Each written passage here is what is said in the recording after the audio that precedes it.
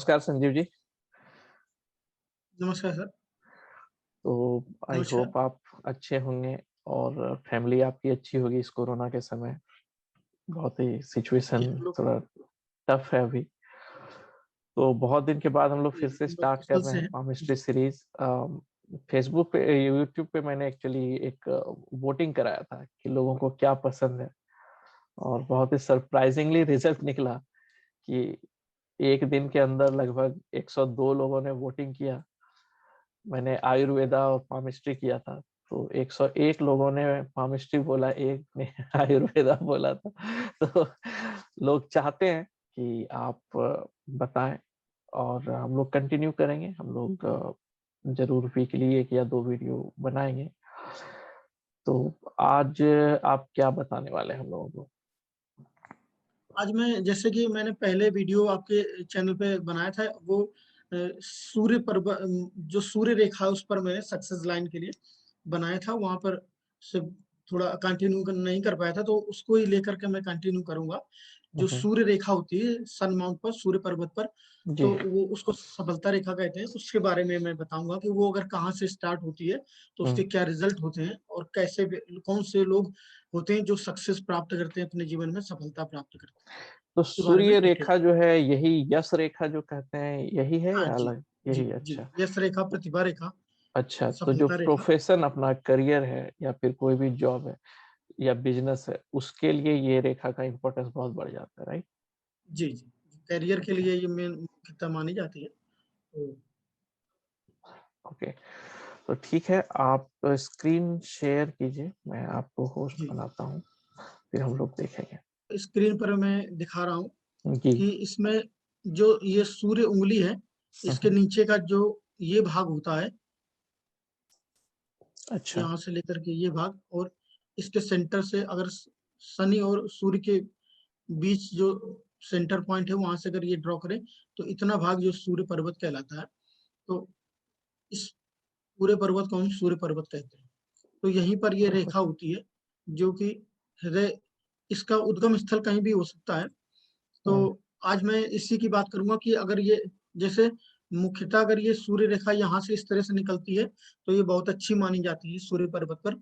लेकिन इसके अलग अलग उद्गम स्थल हो सकते हैं, तो मैं इसके ही बात करूंगा कि ये सूर्य रेखा कहाँ से निकलती है, तो उसके क्या परिणाम होते हैं, और उसके ऐसे व्यक्तियों में क्या प्रतिभा होती है। और इसके पहले मैं बताना चाहूंगा कि अगर सूर्य रेखा के बारे में हम जानकारी प्राप्त कर रहे हैं, तो उससे पहले हमें पर्वतों के बारे में भी स्थिति का ज्ञान होना चाहिए कि कौन सा पर्वत कैसा है। जैसे जो सूर्य रेखा के बारे में जब हम बात करेंगे, तो उसके पहले बुद्ध पर्वत, सूर्य पर्वत और गुरु पर्वत, ये इन तीन पर्वतों का या तो ये उच्च हो या सम हो। अगर इनमें से कोई पर्वत निम्न है, तो इस रेखा का, सूर्य रेखा का बहुत अच्छा परिणाम नहीं देखा गया है।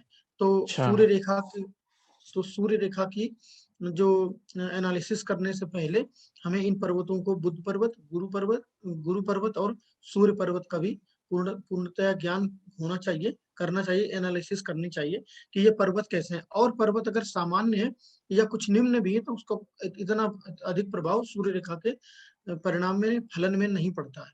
लेकिन इन तीन पर्वतों का प्रभाव अधिक देखा गया है सूर्य रेखा के रिजल्ट के लिए।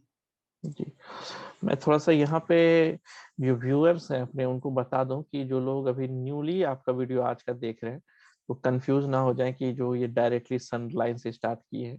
तो आप आई आइकन पे या फिर प्ले लिस्ट पे जाके देख सकते हैं। हम लोग के पामिस्ट्री के पिछले वीडियोस जो हैं, ऑलरेडी बेसिक से स्टार्ट किया हुआ है अवेलेबल प्ले लिस्ट पे, तो आप वो भी देख सकते हैं।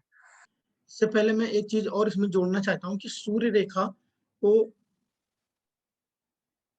सक्सेस लाइन, सफलता रेखा, हम्म, फेम लाइन, यश रेखा, कीर्ति रेखा हम्म, और टैलेंट लाइन, प्रतिभा रेखा भी कहते हैं। मतलब इस रेखा से हम किसी का सफलता कितनी प्राप्त करेगा अपने जीवन में, वो उसके अंदर कौन कौन सी प्रतिभाएं हैं, वो देख सकते हैं। और तीसरा, उसके अंदर वो कितना कीर्ति या सम्मान अपने जीवन में प्राप्त करेगा, यह भी इस यहाँ से गणना की जा सकती है। तो आज मैंने जैसे कि बताया कि ये पॉइंट उठाऊंगा कि ये सूर्य रेखा किस पर्वत से आती है, तो उसके क्या परिणाम होते हैं। और जैसे कि किसी पर्वत से अगर निकलेगी जुपिटर माउंट से, बृहस्पति पर्वत से, तो उस सूर्य रेखा में सूर्य के रेखा के तो गुण होंगे ही, और उस पर्वत से संबंधित गुण भी उसमें ऐड हो जाएंगे, तो वो दुगने, उसके जो फल हैं दुगने, 3 गुने या कई गुने बढ़ जाएंगे।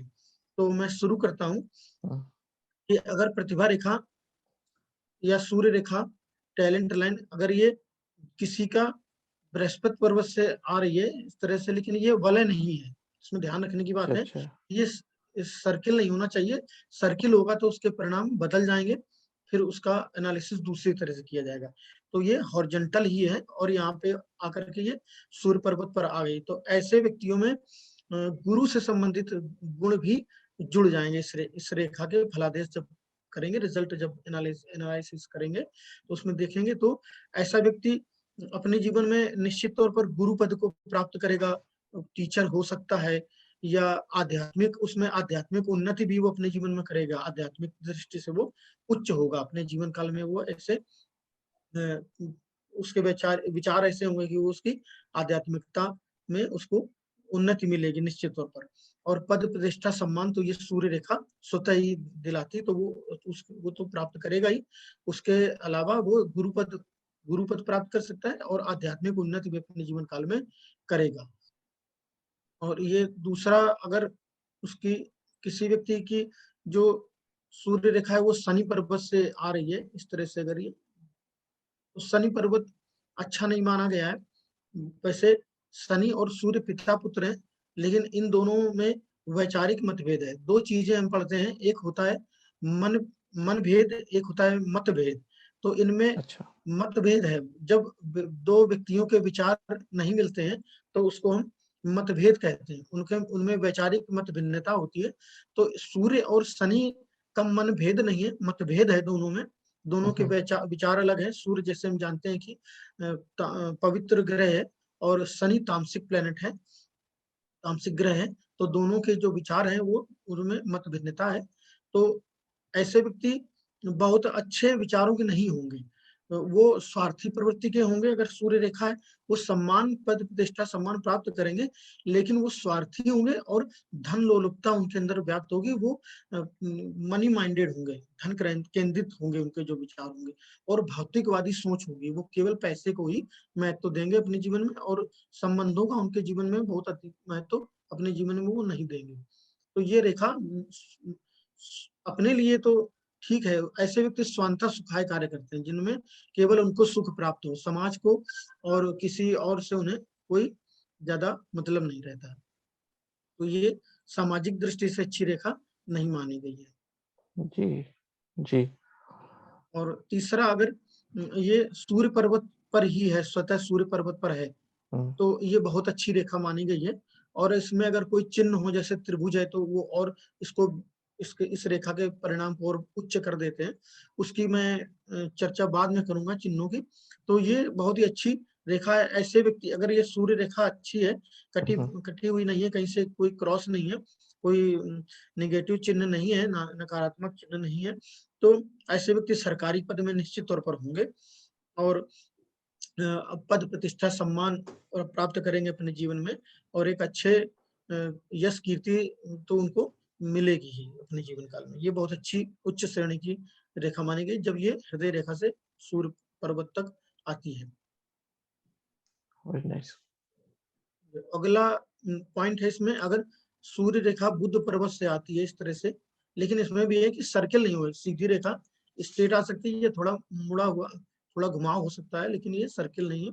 तो बुध पर्वत से अगर ये रेखा आती है, तो इस ऐसे व्यक्ति में बुध, सूर्य रेखा में बुध के भी गुण व्याप्त हो जाते हैं।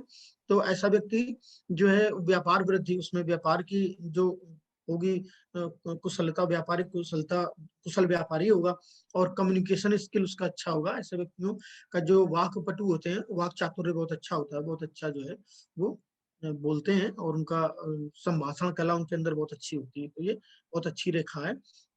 और धन, प्रतिष्ठा, पद, सम्मान, ये सारी चीजें उनको अपने जीवन काल में मिलती हैं। ये भी अच्छी श्रेणी की सूर्य रेखा मानी गई है। अगला पॉइंट है इसमें कि अगर मंगल पर्वत से कोई रेखा, सूर्य रेखा निकलती है, इस तरह से, ये अगर मंगल, ये मंगल 2 है, और ये जो अगर मंगल 1 से आती है तो ये मंगल 1 पर्वत है और ये मंगल 2 पर्वत है, जैसा मैंने पिछले पर्वतों के वीडियो में बताया था कि अगर मंगल 2 से रेखा निकलती है तो ऐसे व्यक्ति, और ये रेखा कट नहीं है, कहीं क्रॉस नहीं है, इस तरह का कोई नकारात्मक नेगेटिव साइन नहीं है, तो ऐसे व्यक्ति सेना में अधिकारी होते हैं या सेना के में कोई पद धारण करते हैं, और वो जो है निश्चित तौर पर जो है बहुत अच्छा पद प्रतिष्ठा सम्मान उनको मिलता है। और ऐसे व्यक्ति का अगर मंगल 1 से निकल रही है तो वो पद प्रतिष्ठा सम्मान प्राप्त करेंगे अपने जीवन काल में, और ऐसे व्यक्ति साहसी होंगे। ऐसे व्यक्तियों का साहस बहुत अच्छा होता है, साहसी होते हैं, जुझारू प्रवृत्ति के होते हैं। किसी भी काम को अगर स्टार्ट करते हैं, शुरू करते हैं, तो उसको अंत तक पहुंचाते हैं और उनको उसका इसका जो है लाभ मिलता है और वो सफल भी होते हैं। तो ये भी अच्छी श्रेणी की सूर्य रेखा मानी गई है। अगला है कि अगर चंद्र पर्वत से कोई सूर्य रेखा किसी की निकलकर सूर्य पर्वत पर आती है, जैसे चंद्र पर्वत ये मैंने बताया था पहले, तो चंद्र जी। पर्वत से कोई अगर रेखा शुरू होकर के सूर्य पर्वत तक आ रही है तो सूर्य रेखा उसमें चंद्र के भी गुण होंगे, और ऐसे व्यक्तियों के साथ एक चीज होगी कि वो अपनी माता के सहयोग से, अपनी पत्नी के सहयोग से या अपनी प्रेमिका के सहयोग से, मतलब विपरीत लिंग के सहयोग से उनको सफलता मिलेगी, और उसका जो है उन्हें लाभ भी जीवन में मिलेगा। ये भी अच्छी तो गर्ल्स के चार्ट में तब अपोजिट सेक्स मतलब हस्बैंड हो सकते हैं या हाँ, मेल अगर मेंबर्स हो सकते हैं। हाँ, ओके। महिलाओं में अगर ये रेखा या गर्ल्स में रेखा पाई जाती है तो उनको पुरुष के सहयोग से, अपने पति के, अपने पिता के या अपने भाई के सहयोग से वो सफलता प्राप्त करेंगी, और ये भी एक अच्छी श्रेणी के की रेखा मानी जाती है। और इसमें ऐसे व्यक्तियों में कला पक्ष भी अच्छा होगा, वो कलात्मक होंगे, आर्ट म्यूजिक कला, इसमें भी वो अपनी अच्छी प्रतिभा रखते होंगे। ये ऐसे देखा गया है, रखते हैं, ऐसा मेरे अनुभव में आया है। और अगला है, अगर शुक्र पर्वत से कोई सूर्य रेखा किसी की शुक्र पर्वत से ऐसे निकल करके यहाँ आ रही है, तो ऐसे लोग कला, अभिनय के क्षेत्र में, म्यूजिक के क्षेत्र में ऐसे लोग भी सफलता प्राप्त करते हैं। और इनको भी जो विपरीत लिंग के जो लोग हैं, अगर स्त्री होंगी तो उनको पुरुष के सहयोग से, पुरुष होंगे तो स्त्रियों के सहयोग से उनको सफलता मिलेगी। और ऐसे लोगों का वाहन योग भी देखा गया, अगर सूर्य शुक्र पर्वत से किसी की सूर्य रेखा निकलती है तो ऐसे लोग भी, लेकिन इस रेखा ने यहाँ जीवन रेखा को काटा है, तो ऐसे व्यक्तियों को कुछ रोग हो सकते हैं इस जीवन काल में, जिस समय ये काट रही है जीवन रेखा को, तो वो हॉस्पिटलाइज हो सकता है या उसको कुछ स्वास्थ्य संबंधी कुछ समस्याएं परेशान कर सकती हैं। ऐसा मैंने अनुभव में पाया है। लेकिन ये भी अच्छी श्रेणी की सूर्य रेखा में मानी जाती है। और इसका, अगर किसी की सूर्य रेखा मणिबंध ब्रेसलेट लाइन से निकलकर पूरा ऊपर तक सूर्य पर्वत पर तक चली जाती है, तो ये बहुत अच्छी श्रेणी की सूर्य रेखा मानी गई है। इसको प्रथम श्रेणी की सूर्य रेखा के अंतर्गत रखा जाता है। अच्छा। और इसमें आगे मैं बताऊंगा कि अगर इस तरह से ये भाग्य रेखा किसी किसी की शनि पर्वत तक पूरी चली जाती है तो ये एक अलग विषय है, लेकिन ऐसा देखा गया कि सूर्य रेखा अगर किसी व्यक्ति की ब्रेसलेट लाइन से मणिबद्ध रेखाओं से अगर निकल करके पूरा ऊपर तक निकल कर चली जाती है सूर्य पर्वत, तो ये बहुत अच्छी श्रेणी की, प्रथम श्रेणी की इसको रेखा सूर्य रेखा माना गया है। और ऐसे व्यक्तियों को इसको राजयोग की श्रेणी में रखा गया है। अगर इसमें कोई अच्छा चिन्ह है, जैसे कोई त्रिभुज बन जाए या त्रिशूल बन जाए इस तरह से, तो ये निश्चित तौर पर राजयोग की श्रेणी में आता है। और ऐसे व्यक्तियों को मैंने अपने अनुभव में पाया कि ऐसे व्यक्ति आईएएस ऑफिसर या पीसीएस ऑफिसर हो सकते हैं, अगर वो पढ़ाई में अपना ध्यान लगाते हैं, कंसंट्रेट करते हैं, और अगर वो अच्छा कुशल अगर नेता है या राजनेता है तो उन्हें अच्छा पद प्रतिष्ठा सम्मान, वो विधायक हो सकते हैं, सांसद हो सकते हैं, या अगर छोटे स्तर पर रहते हैं तो ग्राम प्रधान भी बनते हैं। ऐसा मेरे अनुभव में मैंने पाया है। तो इसको राजयोग की श्रेणी में रखा गया, लेकिन राजयोग तब फलित होता है जब मैंने बताया कि उसका गुरु पर्वत, सूर्य पर्वत और बुध पर्वत भी मजबूत हों, उठे हों, और अगर नहीं उठे तो सम हो, निम्न नहीं होने चाहिए। ये तीनों अनुभव मेरा तीनों है। या एटलीस्ट वन कोई एक? हाँ, ये तीनों मतलब उठे हों अगर तो बहुत ही अच्छा है। अगर इनमें से निम्न कोई नहीं होना चाहिए, मतलब सम हो। 3 पर्वतों की 3 स्थितियाँ होती हैं, निम्न, हम्म। सम और उच्च। अगर उच्च हैं तो अति उत्तम, और सम है तो भी ये परिणाम अच्छे देती है। और अगर निम्न है, इनमें से कोई एक पर्वत निम्न है, तो वो प्रतिभा उस, जैसे किसी का बुध पर, मान लीजिए किसी की बृहस्पति पर्वत और सूर्य पर्वत उच्च है, लेकिन उसका बुध पर्वत निम्न है। सम हम्म। होगा तो ठीक है, परिणाम सही आएंगे। अगर निम्न है तो उसमें संभाषण कला की कमी आ जाएगी। ऐसा व्यक्ति, ओके ओके, अब समझ में आ रहा है तो मुझे। हाँ हाँ। हाँ, ऐसा व्यक्ति संभाषण नहीं कर पाएगा। फिर क्या होगा कि उसके लिए दूसरे लोग कन्विंसिंग कर रहे हैं।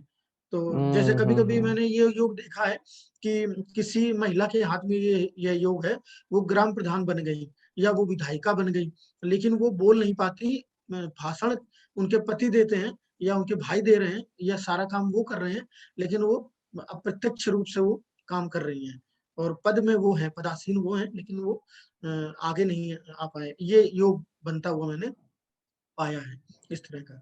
तो चूंकि उनका बुद्ध पर्वत निम्न है, तो उसमें संभाषण कला की कमी है, तो वो आगे आकर के संभाषण नहीं कर सकती, भाषण कला उनमें कमजोर हो जाएगी। हम्म। अगर हम्म। किसी का गुरु पर्वत उच्च है, मान लीजिए किसी का गुरु पर्वत, ये सारे योग बन रहे हैं, राजयोग का योग बन रहा है, लेकिन गुरु पर्वत उसका अगर निम्न हो गया, तो उसमें गुरु इसकी इस चीज की कमी आ जाएगी कि वो धन धन प्रतिष्ठा उसको कम मिलेगी, जितना वो योग्यता रखता है उससे उसकी उसमें कमी आ जाएगी। ये चीजें होती, या उस पद को वो होल्ड नहीं कर पाएगा। जैसे उसके साथ के कोई दूसरे व्यक्ति हैं, तो उस पद को वो धारण करेंगे। कि राजयोग होते हुए भी उस पद को, उसकी क्वालिफिकेशन या योग्यता रखते हुए भी उनको वो पद नहीं मिलेगा, क्योंकि गुरु पर्वत निम्न है। इस तरह से अगर उच्च है तो फिर बहुत अच्छे परिणाम देखे गए हैं मेरे अनुभव में। तो मतलब मेरे को करेक्ट कीजिएगा, मेरा अंडरस्टैंडिंग ये समझ में आ रहा है कि रेखा जिस भी पर्वत से होकर सूर्य रेखा तक पहुंच रही है, वो पर्वत उसको यश सम्मान दिलाने में मदद कर रहा है। अगर जी शनि है तो शनि के तरह का यश मिल रहा है, अगर गुरु जी है तो गुरु के तरह का यश मिल रहा है, राइट। बुध है जी तो जी बुध के तरह का, बुध मतलब जी सपोर्ट जी। भी कर रहा है, यश भी मिल रहा है। चंद्रमा से जैसे जा रहा है तो अपोजिट सेक्स जो है, अपोजिट जेंडर जो है वो उसको सपोर्ट कर रहा है, या उसके क्वालिटीज जो है उसमें थोड़े से आ रहे हाँ, हैं, इनहेंस कर देता है उस इनहेंस कर सूर्य रहे हैं। रेखा में और जो 3 पर्वत है अपना जुपिटर, चूंकि यश सम्मान और बड़े पोस्ट के बारे में बात कर रहे हैं, तो बृहस्पति का अपना महत्व है यश सम्मान दिलाने में, प्रतिष्ठा दिलाने में, सोशल स्टेटस दिलाने में। बुध का अपना है पैसा, कम्युनिकेशन, इसके लिए। सूर्य का अपना है रॉयल स्टेटस, इसके लिए। तो जी। इनका भी होना जरूरी है, नहीं तो मतलब उस एरिया में फिर वो लैग करेंगे। मतलब अच्छे से मिलने के लिए ये सारा चीज होना चाहिए। सारा अच्छा। चीज है, राजयोग तभी बनता है जब सारे पर्वत, जो मैंने बताया 3 पर्वतों की को का उच्च होना, और रेखाओं का अच्छा होना, और रेखाओं का होना और कटा ना होना। उसमें कोई क्रॉस अगर मान लीजिए आ गया, तो उसका अप्रसिद्ध, उसकी कलंक लगेगा। जैसे कि कोई किसी व्यक्ति में अगर मान लीजिए कोई क्रॉस है, ये अगर उसका राजयोग है, मान लीजिए इस तरह से ये सूर्य रेखा यहाँ आ रही, और उसमें ये क्रॉस हो गया, ये इस तरह से, तो उसमें ऐसा व्यक्ति पद प्रति, और उसके तीनों पर्वत उच्च हैं, गुरु पर्वत और सूर्य पर्वत, बुध पर्वत, पर्वत भी उच्च हैं, लेकिन उसमें सूर्य रेखा में क्रॉस है, राजयोग होने पर भी उसमें कोई कलंक लगेगा। जैसे कोई स्कैम होगा या कोई घोटाला होगा, उसमें वो फंसेगा ऐसा व्यक्ति। राजयोग है, जैसे बहुत से आईएएस देखे गए हैं कि वो आईएएस ऑफिसर हैं, लेकिन वो किसी घोटाले में फंस गए, उनको जेल हो गई या उनको सजा हो गई, तो वो योग यहाँ से बनता है। जेल योग, जैसे जेल योग होता है कि कोई, वो मैं आगे बात करूंगा कि जेल योग कैसे बनता है, कैसे पकड़ लेते हैं कि आप जीवन में जेल जाएंगे। कोई व्यक्ति किसी व्यक्ति को एनालाइज करके बता देता है कि आपको जेल योग है, या और किस किस एज में होगा, तो वो जेल योग होता है। तो इस तरह से अगर क्रॉस है तो वो राजयोग भंग की श्रेणी में आ जाएगा, कि राजयोग है लेकिन वो भंग होगा। मतलब ये स्टेटस तो मिल रहा है लेकिन उसके साथ बदनामी भी मिल गया। बदला में है, हाँ। कलंक लग रहा है, डिफेम मिल रहा है। और इसमें और भी चीजें हैं, जैसे कि इनमें कोई, मैंने भी बात की कि कहाँ से कोई रेखा आ रही है तो उसके क्या परिणाम होते हैं। और इसमें मैं बात कर लूंगा, जैसे मैं बात कर रहा था कि अगर केवल सूर्य रेखा कहाँ से आ रही है वो चीज छोड़ करके, अगर सूर्य रेखा कहीं से भी निकले, लेकिन उसमें जो चिन्ह होते हैं उनका भी परिणाम होता है। जैसे कोई क्रॉस है, जैसे मैंने अभी बताया इस रेखा पर तो क्रॉस है तो ये इसको कलंक मिलेगा ऐसे व्यक्तियों को, हम्म, अपने अनसक्सेस होगा, किसी अनसक्सेसफुल होगा, हम्म, और सूर्य रेखा के परिणाम होंगे, उसको निश्चित तौर पर सफलता तो मिलेगी, लेकिन एक किसी स्थिति पर जाकर के उसको कलंक या डिफेम, अपमानित हो सकता है ऐसा व्यक्ति किसी सभा में, ये भी योग हम्म, देखे गए हैं। इस तरह से हॉरिजॉन्टल लाइन है अगर, तो ये भी अच्छी नहीं मानी गई है। इसमें ये भी अप्रसिद्धि का कारण बनती है, कलंक लगता है या समाज में बदनामी होती, या किसी केस में उनका नाम आता है, इससे जो है उनको अप्रसिद्धि, कलंक, ये चीजें, अपमानित होना पड़ता है। तो सूर्य रेखा के अपने परिणाम है, लेकिन इसमें ये चीज अगर चिन्ह हॉरिजॉन्टल लाइंस आ गई तो उससे जो है उनको हम्म, अप्रसिद्धि मिलती है। और अगला है कि अगर सूर्य रेखा जैसे इसमें है, अगर सूर्य रेखा को कोई लाइन ब्रेन लाइन से निकल करके उसको काट दे, इस तरह से काटते हुए चली जाए, अगर ये त्रिकोण बनाती है तो उसके अलग परिणाम होंगे। अगर इसने काट दिया तो त्रिकोण होगा तो उसके परिणाम अच्छे होंगे, लेकिन अगर इसने काट दिया हृदय रेखा, ब्रेन लाइन से, मस्तिष्क रेखा से निकल करके कोई रेखा सूर्य रेखा को काट दे, तो ऐसा व्यक्ति अपने निर्णय से जीवन में असफल हो जाता है। जैसे कोई निर्णय वो लेगा, स्व निर्णय, और उसमें वो उसको उस निर्णय से असफलता मिलेगी, और उसको फिर ये एहसास भी होगा कि मैंने ये गलत किया। तो ये चीज वहां पे अनुभव में मैंने पाई है। तो ये रेखा सूर्य रेखा होने पर भी अगर इसने मस्तिष्क रेखा से निकल करके कोई रेखा इसको काटती, तो उसके अच्छे परिणाम नहीं मिलेंगे, नहीं देखे गए। हम्म, किसी के सूर्य रेखा है अगर, लेकिन उसमें उसका सूर्य पर्वत निम्न है, जैसे मैंने बताया सूर्य पर्वत निम्न है ये, तो उसको ये सूर्य रेखा होने के बावजूद इसको अच्छे परिणाम नहीं मिलेंगे। ऐसे व्यक्ति बहुत ज्यादा सफलता प्राप्त नहीं करेंगे। वो प्रयास करेंगे, लेकिन उनको प्रयास के बावजूद इस तरह से अगर सूर्य पर्वत बहुत ही निम्न है, तो हम लोग उसका उपाय बताते हैं, रेमेडीज हैं उसकी होती है, वो उपाय हम लोग संज्ञान में लेते हैं, तो उससे इन पर्वतों को डिक्रीज इंक्रीज किया जा सकता है। तो अगर सूर्य पर्वत निम्न है, सूर्य रेखा होने के बावजूद ये परिणाम अच्छे नहीं देगी। किसी व्यक्ति में सूर्य रेखा नहीं है, जैसे दो चीजें हैं, किसी व्यक्ति के हाथ में सूर्य रेखा नहीं है लेकिन उसका सूर्य पर्वत उच्च है, तो उसको दूसरे व्यक्ति दूसरा व्यक्ति जिसके हाथ में सूर्य रेखा है लेकिन उसका सूर्य पर्वत निम्न है, तो दोनों में अगर हम कंपेयर करेंगे तो जिसका सूर्य पर्वत उच्च है उसको सफलता उस व्यक्ति के कंपेयर में ज्यादा मिलेगी जिसका सूर्य पर्वत उच्च है। भले ही दूसरे व्यक्ति के हाथ में सूर्य रेखा है, लेकिन क्योंकि सूर्य पर्वत दबा हुआ है, तो उसके परिणाम अच्छे नहीं होंगे, क्योंकि सूर्य की उसमें जो वाइब्रेशन है, जो सूर्य की एनर्जी है वो लो होगी, सूर्य कहते हैं अस्त हो गया। तो यही यही चीज है जो सूर्य का अस्त होना देखा गया है, कि सूर्य पर्वत निम्न है, या सूर्य रेखा में से कोई चिन्ह आ जाए जो कि गलत परिणाम देते हैं ये। और सूर्य पर्वत अगर उच्च है, तो जैसे मैंने बताया कि सूर्य रेखा नहीं भी है, तब भी वो अच्छे परिणाम मिलते हैं, ऐसा अनुभव में मतलब देखा है। पर्वत का अपना इम्पोर्टेंस है, वो उसका हाँ, होना पर्वतों का अच्छा होना। हस्तरेखा में काफी महत्व रखता है। पर्वतों का अच्छा होना बहुत ही और दूसरा एक और पॉइंट है कि इसमें जैसे सूर्य उंगली किसी किसी की कटी होती है कि छोटी होती है, तो अगर उस व्यक्ति के अंदर भले ही वो सूर्य रेखा नीचे से आ रही, जैसे मैंने प्रथम श्रेणी की बताई, और लेकिन उसकी सूर्य उंगली कटी हुई है या छोटी है, तो ऐसे व्यक्तियों को में, या मुड़ी है, अगर उंगली मुड़ी भी है तो उसके जैसे पीछे मुड़ी है या आगे मुड़ी है, तो वो अच्छे परिणाम नहीं होंगे। राजयोग भंग की श्रेणी में ये भी आता है कि अगर किसी की उंगली मुड़ी है, कटी है, छोटी है, तो ये राजयोग होने के बावजूद उसको उतने अच्छे परिणाम नहीं मिलेंगे जितने इसके देखे गए हैं। तो ये राजयोग भंग की श्रेणी में आता है। अच्छा। तो और इनमें और भी काफी पॉइंट है, विस्तृत चर्चा मैं अगले वीडियोस में करूंगा, तो मैं जी जी समय जी नहीं कर पाऊंगा।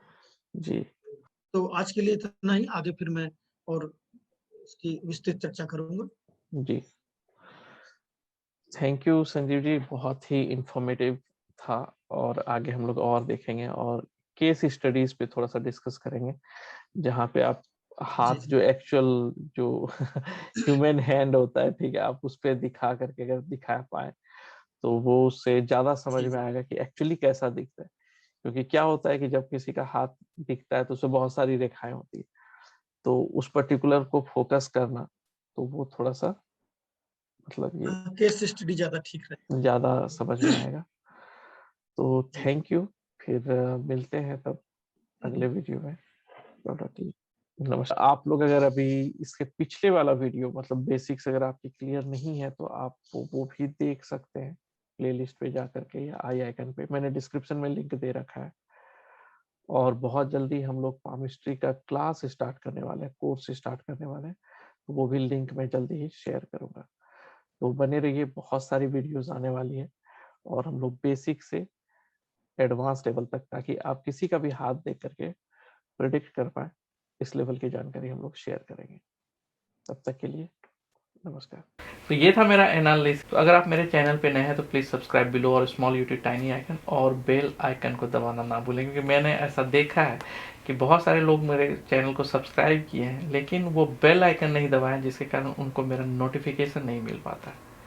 तो मैं रिक्वेस्ट करूंगा आपसे कि आप सब्सक्राइब कीजिए और बेल आइकन को प्लीज़ दबाइए। इसके अलावा मैं सोशल मीडिया इंस्टाग्राम और फेसबुक पे भी अवेलेबल हूँ। मैं ज़्यादातर इंपॉर्टेंट पोस्ट उधर ही डालता हूँ, तो आप मुझे वहाँ भी जुड़ सकते हैं। अगर आप न्यूमरोलॉजिस्ट हैं या स्टूडेंट हैं तो आपको मेरा सॉफ्टवेयर जरूर ट्राई करना चाहिए। One of the leading software है मार्केट का, और इसमें पाइथागोरियन, चैलेरियन, लोसोग्रेड, vastu, mobile number calculation, name analysis calculation, match making, ये सारा चीज़ डिटेल्स में दिया गया है। इसके अलावा आप एस्ट्रोलॉजी सॉफ्टवेयर भी उसके साथ ही पाएंगे, वैदिक एस्ट्रोलॉजी और वैदिक match making along with that, और प्रश्न उसमें पाएंगे। तो बेसिकली ये 6 सॉफ्टवेयर का पैकेज है जो कि आपको मिलेगा, और ये क्लाउड बेस्ड सॉफ्टवेयर है तो आप अपने मोबाइल पे यूज़ कर सकते हैं। अगर आप न्यूमरोलॉजी सीखना चाहते हैं तो आप मेरा न्यूमरोलॉजी प्रोफेशनल कोर्स ज्वाइन कीजिए, रिकॉर्डेड कोर्स अवेलेबल है। और अगर आप एस्ट्रोलॉजी सीखना चाहते हैं तो आप एस्ट्रोलॉजी प्रोफेशनल कोर्स भी ज्वाइन कर सकते हैं। लास्ट वीक मैंने नंबर बेस्ड एस्ट्रोलॉजी स्टार्ट किया है, जिसमें बहुत सारे लोगों ने इनरोल किया है। अगर आप ज्वाइन करना चाहते हैं तो आप मुझे ईमेल की jayanthkumar@astrobasic.com पे, या फिर लिंक मैंने डिस्क्रिप्शन में। अगर आप बिगिनर हैं, न्यूमरोलॉजी स्टार्ट कर रहे हैं और आप न्यूमरोलॉजी सीखना चाहते हैं तो आपको मेरा बुक जरूर ट्राई करना चाहिए, न्यूमरोलॉजी एंड यू। क्योंकि ये मैं फिर से बता रहा हूँ, ये एडवांस लोगों के लिए नहीं है, ये बिगिनर्स के लिए, क्योंकि इसका लैंग्वेज बहुत ईजी है और इसमें step by step learning, calculations और डिस्क्रिप्शन दिए हैं। तो स्टे ट्यून, सेफ रहिए। अभी का जैसा इन्वायरमेंट चल रहा है, अपने आप को केयर कीजिए, अपने आसपास के लोगों का भी केयर कीजिए, और मिलते हैं अगले वीडियो में। तब तक के लिए नमस्कार।